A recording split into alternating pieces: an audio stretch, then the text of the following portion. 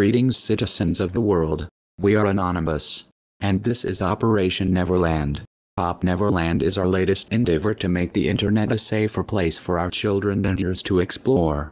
Several months ago, we set out on planning and recruiting members from our collective and have just now produced our first set of documents to hand over to law enforcement.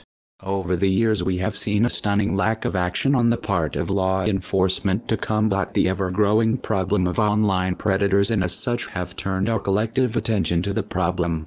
Operation Neverland is slightly different from past anonymous anti-pedophilie operations, as we've decided to withhold several pieces of information from the public, such as the identities of predators known to have children. Furthermore, we are releasing all documentation to law enforcement rather than publicly leaking documents. This decision was not taken lightly.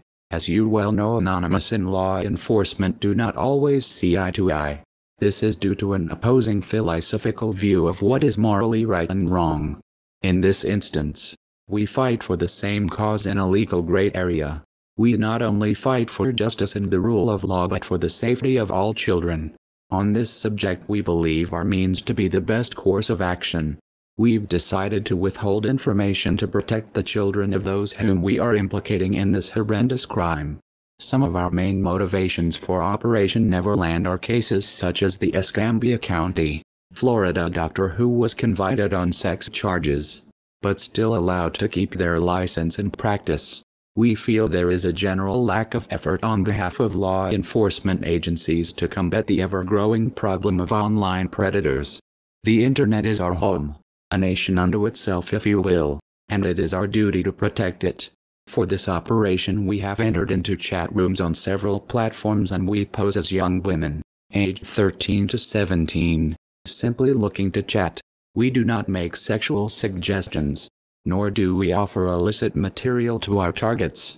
They must first approach us and request illicit material such as video, photographs or an in-person meeting. We do not wish to entrap people who may not have acted otherwise.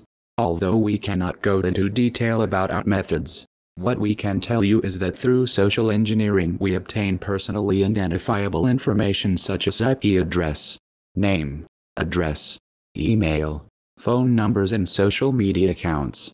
We confirm the predator's identity and their intent in the hopes that between this information and the conversations with our chat operatives, the police will have enough to execute search warrants and ultimately make arrests.